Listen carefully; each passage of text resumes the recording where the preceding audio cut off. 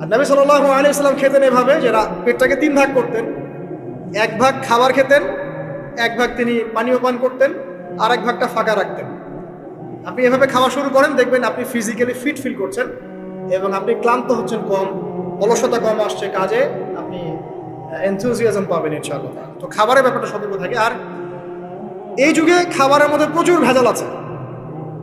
চেষ্টা করতে হবে ম্যানুফ্যাকচার্ড খাবারগুলো বাদ দিয়ে হোমমেড যে ফুডগুলো আছে, হোমমেড ফুড মানে বাসায় যেগুলো আমরা তৈরি করি, ফ্রেশ হাইজেনিক ফুডগুলো খাওয়ার চেষ্টা করতে হবে। স্পেশালি বাচ্চাদের ব্যাপারে সতর্ক থাকতে হবে। বাচ্চাদেরকে, তরুণদেরকে এমন কোনো খাবার খাওয়া যাবে না যে খাবারটা খেলে আপনি অসুস্থ হয়ে যান, আপনার স্ট্যামিনা কমে যায়, আপনি ফিজিক্যালি দুর্বল হয়ে পড়েন। এটা খুব খেয়াল রাখবেন। খাবার, এই যে আপনারা যে গ্রামাঞ্চলে থাকেন, আপনারা সৌভাগ্যবান একদিক থেকে যে আপনারা ফ্রেশ খাবার উৎপন্ন করে খেতে পারেন। শেষ জামানায় খাবারের মধ্যে খুব ভেজাল আসবে, এটা বিভিন্ন হাদিস দিয়ে মেলানো যায়, আমি ওদিকে যাচ্ছি না, কনক্লুশন বললাম শেষ জামানায় খাবারের প্রচুর ভেজাল আসবে। তো এই ভেজালগুলো থেকে দূরে থাকতে হলে আমাদেরকে হাইজেনিক ফুডের দিকে ফোকাস করতে হবে এবং প্রোডাক্ট খাবার উৎপন্ন করে খেতে পারলে খুব বেশি ভালো হয়, না পারলে রুট লেভেল থেকে খাবার নিয়ে আসতে হবে। আর অ্যাটলিস্ট ম্যানুফ্যাকচার যে খাবারগুলো বাজারে ঘোরাফেরা করে এগুলো অ্যাভয়েড করতে হবে।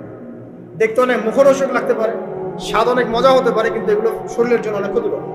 এতে করে আমাদের যুব সমাজ আস্তে আস্তে কিন্তু দুর্বল হয়ে যাচ্ছে।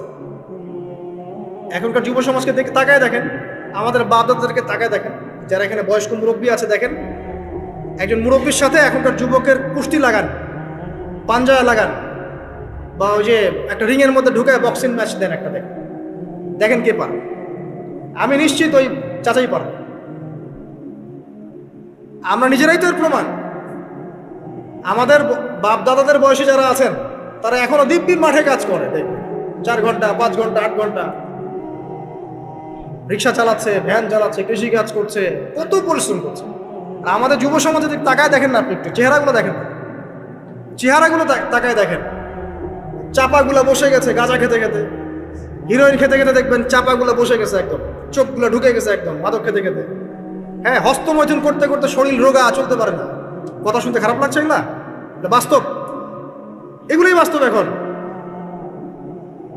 হ্যাঁ, ঘুম নাই, সারা রাত জাগ না, ওই যে ফজরের পর ঘুমায়, রাতে ওই যে বিকাল 4টায় ওঠে, দেখবেন শরীরটার দিকে তাকায় দেখেন, চলতে পারে, এনার্জি নাই। একটা ক্রিকেট ম্যাচে লাগায় দেন, ও দেখবেন 2-4 ওভার ব্যাটিং করে শেষ। কোন কাজ করতে পারবে? ওই মাঠের বাইরে থেকে বলতে পারবে যে আর এই খেলতে পারে না, ও অমুক খেলতে পারে না, অমুক খেলতে পারে না। ওকে লাগাই দেন না, ব্যাটটা ধরে লাগাই দেন, দেখবেন ও কয়টা পিটাই দেবেন। জিম করে না, ফিজিক্যালি এক্সারসাইজগুলো করে না, স্কিল নাই। আগেকার মানুষ অনেক স্কিল ছিল, তারা ঘরের কাজ পারতো, সাঁতার পারতো, তারা মার্শাল আর্ট পারতো, কৃষিকাজ পারতো, অন্যান্য বিভিন্ন সেক্টরে তারা কিন্তু মানে মাল্টি প্রতিভার অধিকারী ছিল। স্কিল কম, দেখবেন একদিকে ফোকাস করা। এগুলো কিভাবে হলো আসলে? এগুলো তো একদিনে হয়নি। সারাদিন দেখবেন ফোনে, আর ওই মেয়ের পিছনে, আর কফি শপে, অথবা মিউজিকের কোনো ইনস্ট্রুমেন্ট নিয়ে বসে আছে, অথবা এর মাঝে যদি কেউ মন্দের ভালো থেকে থাকে সে দেখবেন টিকটক করছে। এইগুলাই এখনকার পুরুষদের মধ্যে, এই ইয়াং জেনারেশনের মধ্যে ওই শৌর্য বীর্য গায়রতটা পাওয়া যায় না। দেখবেন গায়রত একটা ব্যাপার আছে, গায়রত শৌর্য বীর্য এটা নাই। এর অন্যতম একটা কারণ এটাও, এখানে খাদ্যাভ্যাসেরও একটা ব্যাপার আছে। ফিজিক্যালি তারা ফিট না। তো আল্লাহ পাক এই বিষয়গুলো আমাদের বোঝার তৌফিক দান করুন। সব কিছু রিলেটেড। আপনাকে যদি একজন প্রোডাক্টিভ মুসলিম হতে হয়, শারীরিকভাবে আপনাকে ফিট থাকতে হবে, মেন্টালি ফিট থাকতে হবে, আপনাকে মানসিকভাবে শক্ত থাকতে হবে, চ্যালেঞ্জ নেওয়ার ক্ষমতা থাকতে হবে, হয়তো সময় নষ্ট করা যাবে না। যে কাজ ফাহেসা, দুনিয়াবি কাজ, পরকালের কোনো স্বার্থ নাই, ওখানে সময় নষ্ট করা যাবে না। ঠান্ডা মাথায় প্ল্যান করতে হবে যে আমি আমার জীবনে কি করতে চাই, কার পরে আমি কি করব, কার পরে কি করব, আমার প্ল্যান থাকতে হবে। রেজাল্ট খারাপ হয়েছে, হতাশ হয়ে আত্মহত্যা করবেন কি জন্য? কি এমন হয়েছে আপনার জীবনে? একটা মেয়ে ছেড়ে চলে গেছে, এই জন্য বিষ খাবেন কেন? কি হয়েছে? একটা মেয়ে তো ছেড়ে চলে গেছে, মেয়ের অভাব নাকি? বোরখা পরা মেয়েরাও তো এখন কিস করে, দেখেন বোরখা পরা মেয়েগুলো দেখেন রাস্তাঘাটে ওই যে নায়কের হাত ধরে চুমু খাচ্ছে। অনলাইনে দেখে আসলাম, ওই যে বলছিলাম যে সব বোরখা পরা মেয়ের মধ্যেই আপনার ইয়ে থাকে না, দিনদারিতা থাকে না। সব বোরখা পরা মেয়ের মধ্যেই কিন্তু দিনদারিতা থাকে না। তো বোরখা থেকে পাগল হওয়ার দরকার নেই এত। এবং সে বলছে আমার জীবন সার্থক। মানে একজন গায়রে মাহরাম ব্যক্তিকে, ফিল্ম স্টার একজন গায়রে মাহরাম ব্যক্তি, তাকে সে হাত ধরে চুমু খেয়ে বলছে তার জীবন সার্থক। তাহলে কোন প্রজন্ম লালন করে কবরে যাচ্ছে ওরা চিন্তা করেন একটু। আর যার হাতটা ধরে এই কাজটা করছে সে আবার মাথায় হাত বুলাই দিচ্ছে, হ্যাঁ মা ভালো থাক। তোর কে হয় এটা? বেটা তোর বউ হয়? আশ্চর্য একটা বিষয়। আর এগুলো আমরা প্রমোট করছি অনলাইনের মধ্য দিয়ে, যে কোনো অনলাইনে দেখবেন এটা চলছে রাতারাতি। মানে এগুলো উস্কানো হচ্ছে আমাদেরকে। শোনেন, আমাদেরকে এগুলো এইসব পাপের মধ্যে এমনভাবে নিয়ে আসা হচ্ছে যে মনে হচ্ছে এগুলো স্বাভাবিক। এক সময় একটা মেয়ে যদি রেপড হতো, মানুষের মাথা ব্যথা শুরু হয়ে যেত, অফিস আদালত কোর্ট কাছারি করে একাকার করে ফেলতাম। এখন রেপ হতে হতে হতে হতে মনে হয় এটা স্বাভাবিক। আগে একটা মানুষ মদ পান করলে তার মধ্যে একটা ফিলিংস থাকতো আমি খারাপ কাজ করছি। এখন এই মদকে প্রমোট করতে করতে মদটাকে এত ইজি করে ফেলা হচ্ছে, মনে হচ্ছে এটা স্বাভাবিক বিষয়। মানুষ খুন করাটা, আগে একটা মানুষকে খুন করলে মানুষ মনে হতো যেটা এটা বিশাল পাপ, একটা সমাজের মানুষ ওর দিকে খারাপ চোখে তাকা থাকতো।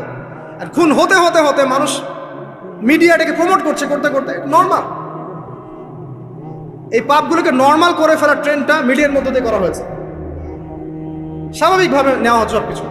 গার্লফ্রেন্ড বয়ফ্রেন্ড অ্যাফেয়ার্সকে আগে মানুষ লুকায় লুকায় করতো, চিঠি দিলেও লুকায় লুকায়, যেটা কেউ জানতে না পারে। এখন ওপেন রাস্তায় সব, মানে এটা নর্মাল করে ফেলা হচ্ছে। আরো যে কি হবে সামনে আল্লাহ ভালো জানেন। সুবহানাল্লাহ। যারা বড় বড় শহরগুলোতে থাকে তাদের তো মানে দিন শুরু হয় আল্লাহ নাফরমানি দিয়ে, আর রাত আসে মানুষের গজব দিয়ে, মানুষের অভিশাপ দিয়ে। মেয়েরা আগে যদি বেপর্দায় চলতো লজ্জা করতো, এটা লজ্জাবোধ ছিল, যে একটা লজ্জা লাগতো যে না আমি খারাপভাবে চলছি, মানুষ আমাকে দেখছে কেমন লাগছে। এখন দেখবেন ও গেঞ্জি পরে হাঁটছে, কোনো ফিলিংসই নাই, স্বাভাবিক। নর্মাল করে ফেলা হচ্ছে এগুলো সবকিছু। এখন দেখবেন মেয়েদেরকে, ছোট ছোট মেয়েগুলোকে রেপ করা হচ্ছে, ছোট ছোট বাচ্চা মেয়ে। দেখবেন কয়দিন পর এটাও স্বাভাবিক হয়ে যাবে। প্রতারণা, আগে মানুষ প্রতারণা করলে মানুষ মনে করতো যে আমাকে মানুষ প্রতারক মনে করতে পারে, একটা চক্ষু লজ্জা কাজ করতো। এখন সেই চক্ষু লজ্জা নাই, নর্মাল। ঘুষ নেওয়াটাকে মানুষ মনে করতো আগে যে কেউ জানতে পারলে হয়তো সমস্যা, নর্মাল, এখন নিতেই পারে, ঘুষটা হবে না তোমার জব। করাপশনে মানুষ গেলে মানুষ ভয় করতো যদি জেনে যায় আমার চাকরি থাকবে না।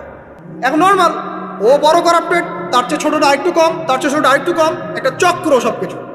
এভরিবডি ইনভলভ এগুলোর মধ্যে, টপ টু বটম সবাই ইনভলভ। এরকম সিচুয়েশনে আমরা কিভাবে দিন নিয়ে পালন করবো যদি শক্ত না হই? সব চলে যাচ্ছে, আজ থেকে সব চলে যাচ্ছে। একটা সময় ছিল একজন মুসলিম ব্যক্তিকে অন্যায়ভাবে মেরে ফেলবে, একজন মুসলিম নারীকে অন্যায়ভাবে রেপ করবে, মানুষ চিন্তাই করতে পারত। একজন মুসলিম নারীর সম্ভ্রম বাঁচানোর জন্য এই ভারতবর্ষে সশস্ত্র যুদ্ধ হয়েছে বিন কাসিমের নেতৃত্বে, একটা মেয়ের ইজ্জত বাঁচানোর ইস্যুকে কেন্দ্র করে। এখন লক্ষ লক্ষ মুসলিম মেয়ের ইজ্জত নষ্ট করা হচ্ছে, কারো কোনো ফিলিংস নাই, স্বাভাবিক। একটা রাষ্ট্রদূতকে হত্যা করেছিল তাবুক যুদ্ধের সময়, নবী সাল্লাল্লাহু আলাইহি ওয়াসাল্লাম 30,000 সৈন্য নিয়ে ধাওয়া করেছিলেন। এত বড় সাহস আমার রাষ্ট্রদূতকে হত্যা করো? এখন সারা বিশ্বে লক্ষ লক্ষ মুসলিম হত্যা করা হচ্ছে, কারো কোনো ফিলিংস নেই। বলতে যাচ্ছি আপনাদেরকে, সব কিছুকে নর্মাল করে ফেলা হয়েছে। কয়দিন পর দেখবেন ছেলে নর্মালি বিয়ে করে ফেলবে। দেখেন এখন একটু চক্ষু লজ্জা কাজ করে যে আমি সমকামী, মানুষ কি মনে করবে। আস্তে আস্তে দেখবেন এমন সময় আসবে ও মনে করবে যে নর্মাল। সব কিছুকে এই মিডিয়ার মধ্যে দিয়ে নর্মাল করা হচ্ছে। এসব মিডিয়াগুলো ইউজ করা থেকেও দূরে থাকা উচিত। আল্লাহ পাক আমাদেরকে হেফাজত করুন, আমিন। আসুন, ফজরের সালাতের কথা বলছিলাম, আমি অনেক দূরে চলে গেছে। জাস্ট পড়েন, ফজরের নামাজ পড়েন, সময়টা কাজে লাগান। আমি বলছি সময়গুলোকে কাজে লাগান। ফজরের পর খাওয়া দাওয়া করবেন, রাসূলের সুন্নাহ মতো খান, ইবাদত হবে ইনশাআল্লাহ। এরপরে আপনি কিছুটা সময় এক্সারসাইজ করেন, খেলেন, মাঠে গিয়ে খেলেন, কোনো সমস্যা নাই। ওই টিকটক চালানোর চাইতে, পর্ন দেখার চাইতে মাঠে গিয়ে খেলেন। মাঠে ফুটবল খেলেন আধা ঘন্টা, বা ক্রিকেট খেলেন, বা এমন কোনো খেলা খেলেন যে খেলাটাতে আপনার শারীরিক কসরত হচ্ছে, তাও খেলেন।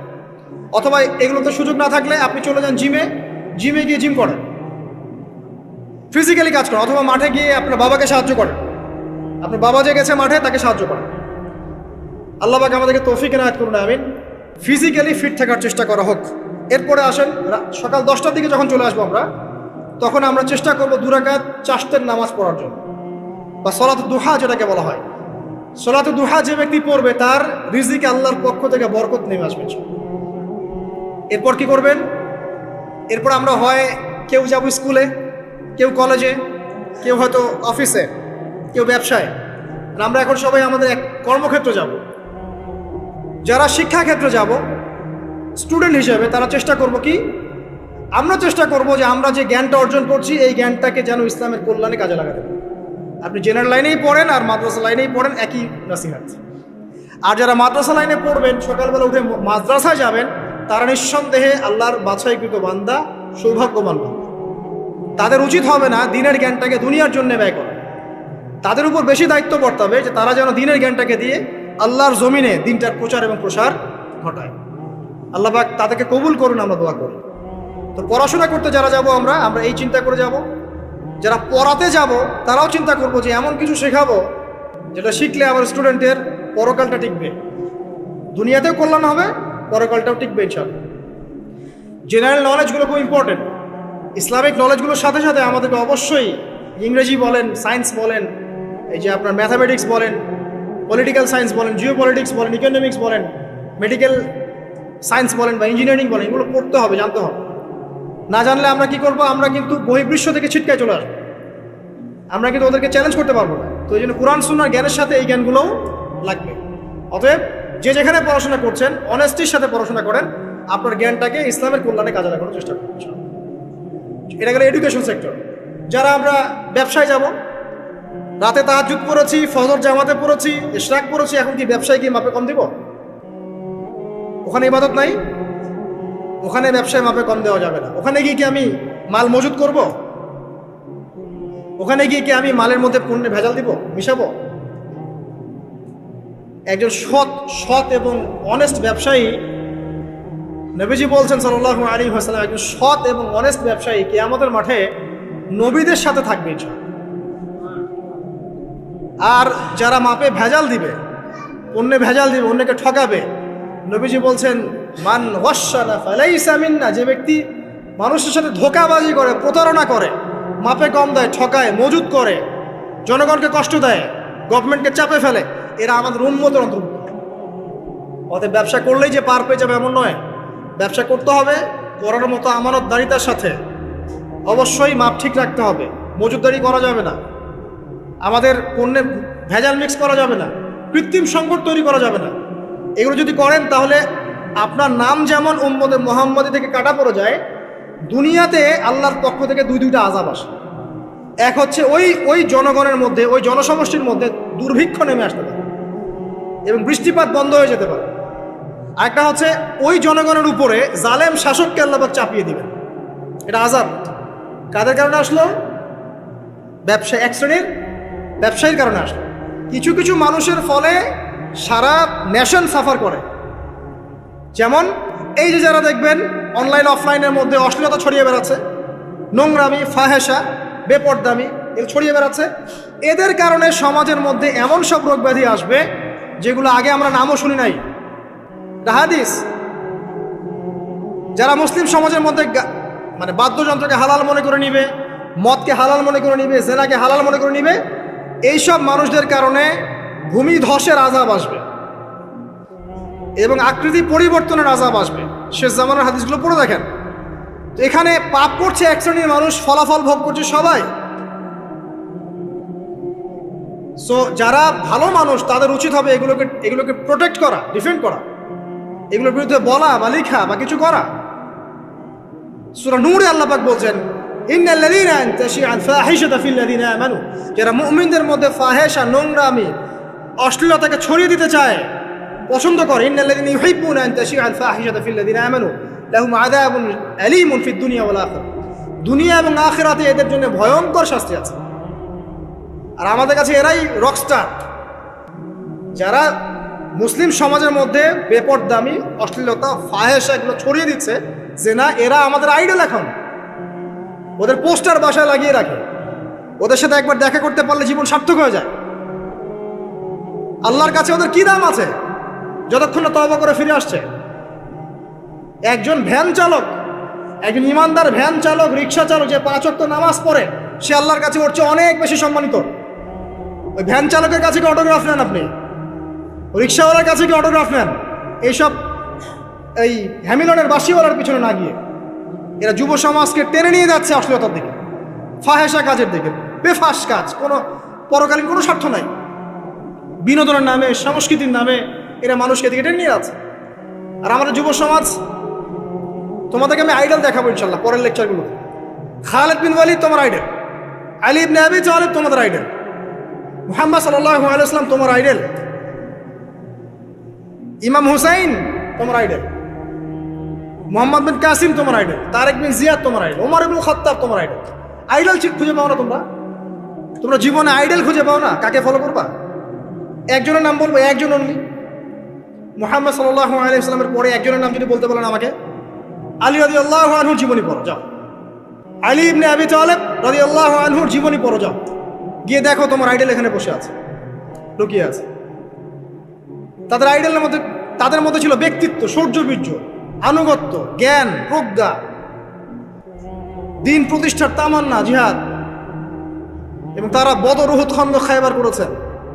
শেষ পর্যায়ে যখন তাদেরকে মৃত্যুবরণ করতে হয়েছে, তখনও তাদেরকে সামন থেকে কেউ আক্রমণ করতে পারে নাই, পিছন থেকে আক্রমণ করতে হয়েছে। বীরদেরকে কেউ সামন থেকে মারতে পারে, পিছন থেকে মারতে পারে। আইডল খুঁজে পাও না তোমরা? মেসি তোমার আইডল, নেইমার তোমার আইডল, বলিউড হলিউডের নায়ক নায়িকা তোমাদের আইডল, সুবহানাল্লাহ, বাংলাদেশের নায়ক নায়িকা তোমাদের আইডল, যারা জীবনে কত পাপ করেছে তারা নিজেরাই জানে, ওদের বিবেকই ভালো করে জানে যে ওরা কত পাপ করেছে। তোমাকে বাইরের চাকচিক্য দেখে মনে হচ্ছে খুব সুন্দর সুশ্রী, ভিতরের কলিজাটা এদের কুৎসিত কালো। আলেম ওলামার কাছে এসে পড়ে থাকো, যারা বড় বড় ওলামায়ে কেরাম তাদের কাছে এসে পড়ে থাকো, তারা তোমাদেরকে পথ দেখাবে ইনশাআল্লাহ। আল্লাহ পাক বোঝার তৌফিক দান করুন। আমি আর লম্বা করছি না, শেষ করে দিচ্ছি ইনশাআল্লাহ। লেখাপড়া এবং ওয়ার্কের বিষয়গুলো বলছিলাম যে আমরা যারা লেখাপড়া করব, প্রফিটিক লাইফস্টাইল করতে হলে এবং প্রোডাক্টিভ মুসলিম হতে হলে লেখাপড়াটা করতে হবে আল্লাহ সন্তুষ্টির জন্যে। চাকরি বাকরি, ব্যবসা বাণিজ্য যাই করে, কৃষিকাজ, সব কিছুর উদ্দেশ্য হবে কি? আল্লাহ সন্তুষ্টি অর্জন করে, এবং ওই ক্ষেত্রে সৎ থাকা, কাউকে না ঠকানো, মাপে কম না দেওয়া, দুর্নীতি না করা, ঘুষ না নেওয়া। তাহলে আপনার জীবনের প্রত্যেকটা কাজে কি হবে? ইবাদত হিসেবে গণ্য হবে ইনশাআল্লাহ তাআলা। শেষ করার আগে আমরা জোহরের ওয়াক্তে চলে আসছি। আপনি আপনার জব সেকশনে কাজ করছেন, নামাজের ওয়াক্ত হলো, নামাজ পড়ে নেবেন। আচ্ছা, নামাজের আগে আপনি 4 রাকাত সুন্নত পড়বেন, শেষে 2 রাকাত। চেষ্টা করবেন দিনে 12 রাকাত সুন্নত পড়ার জন্য। ফজরের আগে 2, জোহরের আগে 4, পরে 2, 6 আর 2 8, মাগরিবের পরে 2, এশার পরে 2। এই যে মোট 12 রাকাত সুন্নাত যে ব্যক্তি নিয়মিত পড়বে, জান্নাতে আল্লাহ পাক তার জন্য একটা ঘর নির্মাণ করবেন ইনশাআল্লাহ তাআলা। প্রতিদিন একটা ঘর, প্রতিদিন একটা করে ঘর আপনি পেতে পারেন মাত্র 12 রাকাত নফল বা সুন্নাত আদায় করার মধ্য দিয়ে। জোহরের ওয়াক্ত চলে আসলো, আমরা যেখানে থাকি, স্কুলে বা কলেজে, ইউনিভার্সিটিতে বা চাকরি ক্ষেত্রে, নামাজটা পড়ে নেবেন ইনশাআল্লাহ। এরপর আবার কাজে যান, কাজ করেন, লাঞ্চ করেন, খাওয়া দাওয়া করেন। আবার খাওয়ার সুন্নাহ ভুলে যায় না, 7 পেট না, 1 পেট খাওয়ার, 1 পেট পানি, 1 পেট ফাঁকা, এবং হাইজেনিক ফুড, ম্যানুফ্যাকচার না। তারপরে যান, রেস্ট করেন, কাইলুলা যেটাকে বলে, 1 থেকে 1.5 ঘন্টা রেস্ট করেন, ঘুমান। তারপরে আপনি বিকেল সময়টা আবার আসর নামাজ পড়েন, আপনার কর্মক্ষেত্রে কাজগুলো সারেন। সন্ধ্যায় আপনি আবার বাসায় ফিরে আসবেন। সন্ধ্যায় বাসায় ফিরে আসবেন, ফিরে আসার পরে মাগরিবের সালাত পড়লেন জামাতে। পড়ার পরে বিকেল টাইমটা, মাগরিবের আগে বিকেল টাইমটা আপনি ঘুরতে যান, পরিবারকে সময় দেন, বাচ্চাদেরকে সময় দেন, একটু দিনী ভাইদের সাথে বসেন। ওই সময় যদি কোনো হালাকা অ্যারেঞ্জ করা যায়, মসজিদ ভিত্তিক তালিমে বসেন, 2টা হাদিস পড়েন, কোরআন দার্স নেন, বা অনলাইনে কোনো লেকচার শুনেন, বা বই পড়েন, কিছু একটা করেন। আর পরিবারকে সময় দেন। পরিবারকে সময় দেওয়ার পর মাগরিবের ওয়াক্ত হয়ে যাওয়ার পরে, মাগরিবের নামাজ শেষ, ফজরের পর আপনি যে আমলগুলো করেছেন মাগরিবের পর, সেই আমলগুলো আবার করতে হবে, সেম কাজ। এভাবে করতে করতে দেখবেন 1 ঘন্টা চলে গেল। বাসায় গিয়ে আপনি পরিবারকে সময় দেন, আপনার অফিসের কাজ, হোমওয়ার্ক, স্কুলের কাজ, ইউনিভার্সিটির কাজ, এগুলো শেষ করেন। শেষ করার পরে আপনি রাতের খাবার খেয়ে নেন, খেয়ে নিয়ে আবার চলে আসেন মসজিদে, এশার নামাজ পড়েন, পড়ে বাসায় গিয়ে জাস্ট ঘুম, আর দেখা দেখি নেই। তখন আপনি আবার দেখবেন ফজর ওই 4টা 3টে উঠতে পারবেন, তাহাজ্জুদ পড়তে পারবেন, ফজর পড়তে পারবেন, আবার আপনার দিনটা লম্বা হবে ইনশাআল্লাহ। এভাবে 1 দিন 2 দিন না, সপ্তাহে 7 দিন, মাসে 30 দিন, বছরে 365 দিন যখন এই প্রজন্ম কাটাতে পারবে, আমরা কাটাতে পারবো, তখন আমাদের মুখে মানাবে দিন ইসলাম প্রতিষ্ঠার কথা। তার আগে আমাদের মুখে এসব কথা মানায় না। এখন আমাদের মুখে এসব কথা এখন মানাচ্ছে না, কারণ আমরা তো আমলই করছি না। আমাদের ঈমান আকীদা ঠিক নাই, আমাদের প্রফেটিক লাইফস্টাইলই তো নাই, নবী সাল্লাল্লাহু আলাইহি ওয়াসাল্লামের মতো লাইফস্টাইলই তো নাই আমাদের। তাহলে আমাদের দ্বারা কেমন করে দিনের পতাকা আল্লাহর জমিনে প্রতিষ্ঠিত হবে বলেন তো দেখি। এভাবে যখন একটা উম্মাহ গড়ে উঠবে, খুবই ডিফিকাল্ট, এটা কিন্তু অনেক বড় চ্যালেঞ্জ। এবং এটাই সবচেয়ে বিগ টাস্ক এখন, যে এই আমরা যারা আছি, আমাদের ইয়াং তরুণ প্রজন্ম, আমাদের মা বোন, বাচ্চা কাচ্চা এবং আমাদের বৃদ্ধ, সবাই মিলে যখন এইভাবে মুভ করবে, তখন দেখবেন একটা জাতি সকাল থেকেই সজাগ। সকাল থেকেই জাতি সজাগ।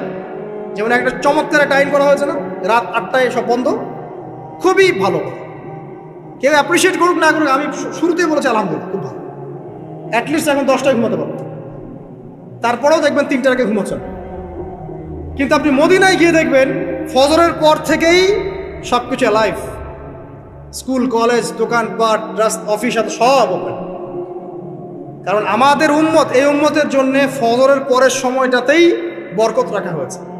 যে সময়টা আমরা পাই না। আমাদের সকাল হয় 11টায়, আমাদের সকাল হয় 10টায়, কর্মক্ষেত্র শুরু হয় 10টায়। এই জন্য সকাল ওই যে 5টা থেকে 10টা, এই বরকতটা আমরা পাই।